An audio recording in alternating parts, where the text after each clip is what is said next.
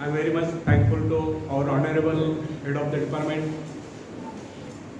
Dr. Tambe sir and his colleagues, that they have given me an opportunity to deliver motivational speech to this first year engineering youth. Myself Dattatreya Ahir, I am the retired principal of Government ITI.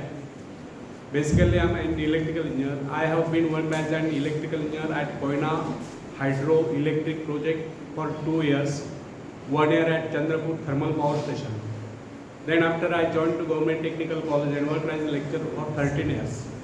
Parallelly, I appeared to the exams of the Institution of Engineers by self-study and get the degree of AMIE, means Associated Member of the Institution of Engineers. And on that basis, I faced to MPSC and get selected as a principal and worked as a principal for 22 years. And after prolonged service of 38 years, I retired in August 2019. And since last 6 years, I am motivating Indian youth by delivering motivational speeches. So today I am speaking on self-reliance, means आत्मनिर्भरता. शायद आपको पता होगा, Covid period में अपने आदरणीय प्रधानमंत्री नरेंद्र जी Modi sir, इन्होंने आत्मनिर्भर भारत इस विषय पर स्पीच दिया था. तो भारत आत्मनिर्भर कब बन सकता है? जब भारत का हर युवक, हर युवती आत्मनिर्भर बनेगा, तभी भारत आत्मनिर्भर बन सकता है. आत्मनिर्भर बनना मीन्स क्या, बता सकते हैं?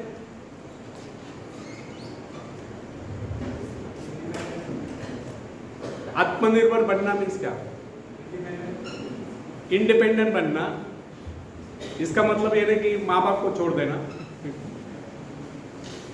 सेल्फ डिपेंडेंट बनना, इस पे उस पे निर्भर न रहकर स्वयं निर्भर बनना, इसे ही आत्मनिर्भरता कहते हैं.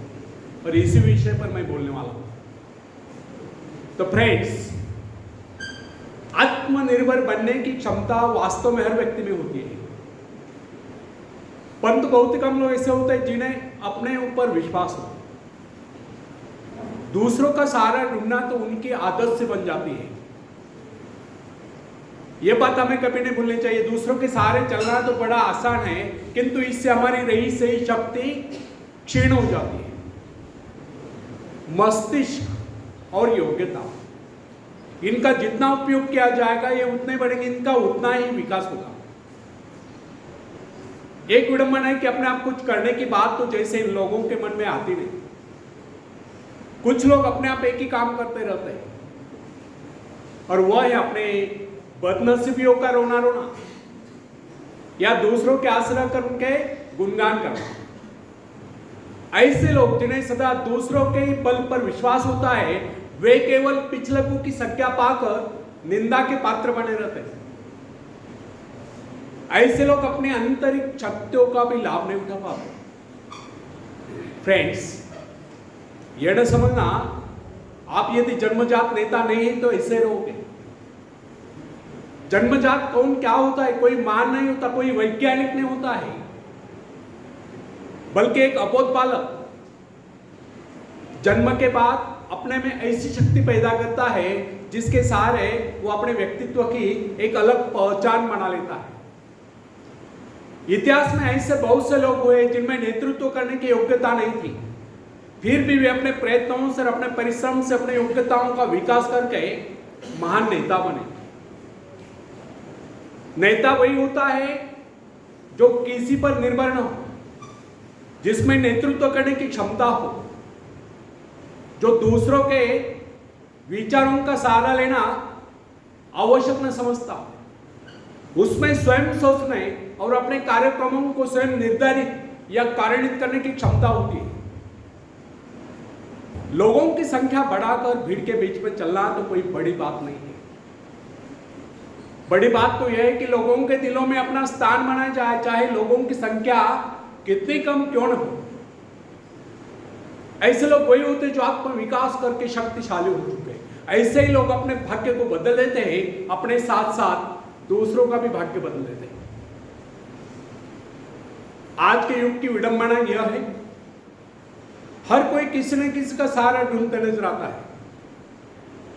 किसी को अपने धन का सहारा लेना पड़ता है तो किसी को अपने मित्र का। कुछ तो अपने वंश पर ही फूले नहीं समाते। ऐसे तो बहुत ही कम लोग होते जिन्हें अपने ऊपर पूरा विश्वास हो।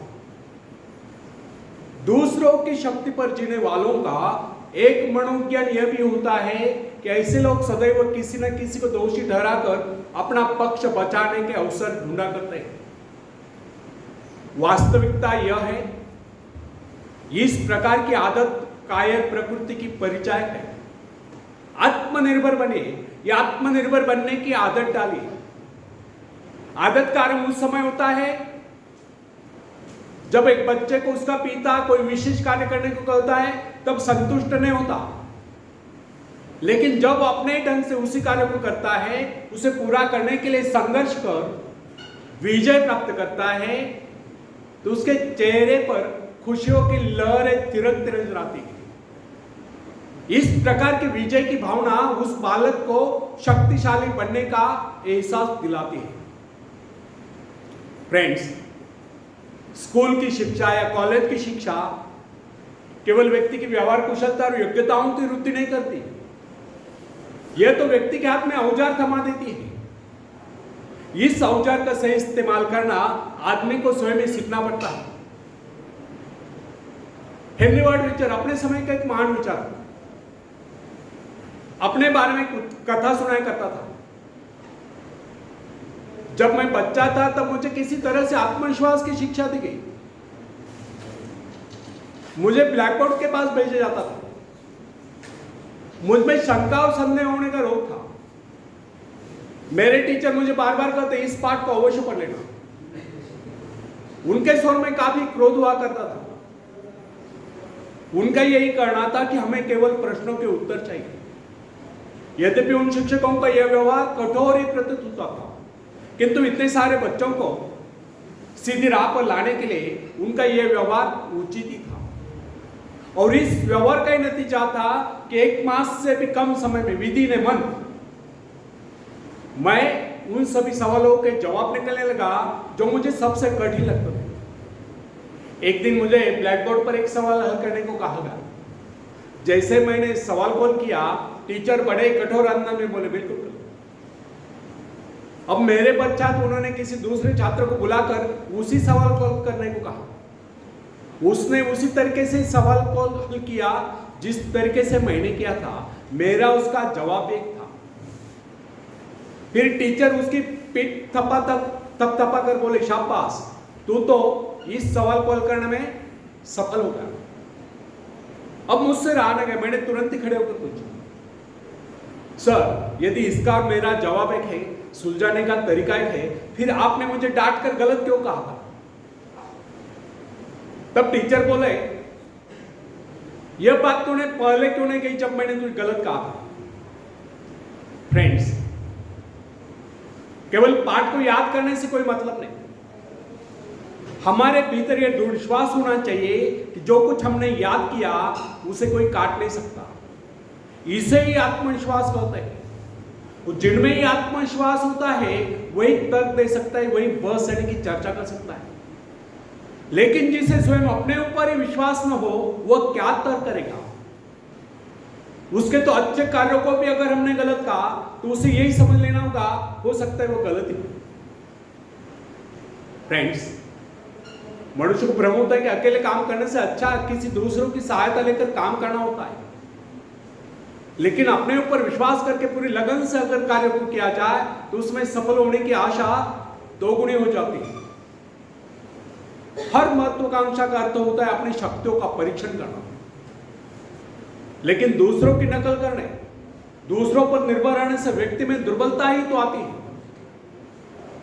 शक्ति तो हमारे स्वयं के मेहनत करने से आती है।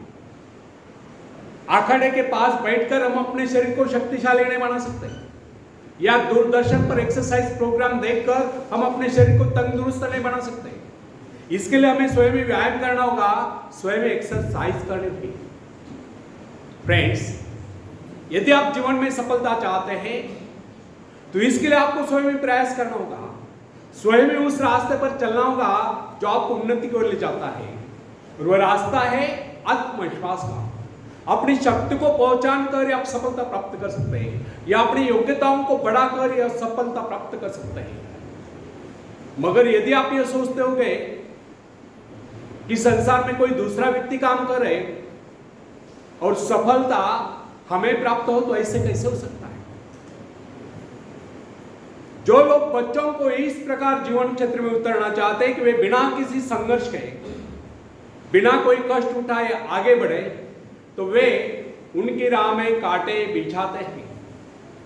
संतान को ऐसा बनाना कि वह किसी भी प्रकार के संघर्ष का सामना करने में अयोग्य हो, तो इसका सीधा अर्थ यह हुआ कि वे लोग अपने संतान का भविष्य शुरू से बिगाड़ रहे हैं। संतान को सुख और ऐश के झूले में झुलाने वाले माँ बाप संतान के सबसे बड़े दुश्मन होते हैं। दूसरों की तो छोड़ो, वे उसे स्वयं को पहुंचाने की जहमत या स्वयं को पहुंचाने के कष्ट भी उठाने नहीं देते। बच्चों को भी समझना चाहिए, स्वर्ग जाने के इच्छुक को स्वयं ही मरना पड़ता है। स्वर्ग वही जाएगा जो मरेगा, दूसरा कोई नहीं जा सकता। इसी प्रकार जीवन का सच्चा आनंद वही पाएगा जो अपनी आत्मा की शक्ति को पहचानेगा। फ्रेंड्स, यदि आप किसी कार्य में कामयाबी चाहते हो, सफलता चाहते हो, तो उसके पीछे अपनी पूरी शक्ति लगा देना। नवयुवकों का या नवयुवतियों का स्वभाव होता है सहना, सीखना, अनुसरण करना। लेकिन अगर उनके अभिभावकों द्वारा या माँ बाप के द्वारा बचपन से ही सारे इशारा देकर उन्हें जीवन संघर्ष के लिए हतोत्साहित किया गया हो, निराश किया गया हो, तो इसका परिणाम यह निकलता है कि वे अकेले चलना भूल जाते हैं। उनकी हालत पैसा के ऊपर चलने वाले हो जाते हैं। फिर तमाम उम्र वे बिना किसी सहारे के चल ही नहीं पाते। इसलिए फ्रेंड्स, यदि जीवन में कुछ करना चाहते हो, कुछ बनना चाहते हो, तो अपनी सहायता स्वयं करें। किसी की सिफारिश या प्रभाव से आगे बढ़ने के प्रयत्न आपके भविष्य को नष्ट कर देंगे। स्वयं को इस योग्य बनाओ कि आपको किसी दूसरों से सहायता की आवश्यकता ही न हो।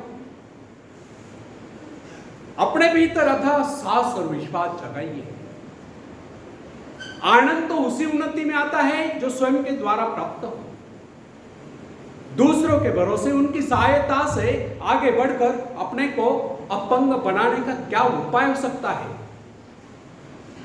इससे तो मनुष्य की अपनी सारी शक्तियां दम तोड़ देती है, अपनी बुद्धि कुंद हो जाती है। जो दूसरों की सहायता का मोहताज बना रहता है, जो अपना हाथ तक नहीं ला सकता, वह क्या कर सकता है? वह जीवन भर दूसरों का मोहताज बना रहेगा। ना उनमें आत्मविश्वास आता है, ना वे स्वयं के भरोसे आगे बढ़ पाते हैं। उनका तो भविष्य ही अंधकार में होता है। धन्यवाद।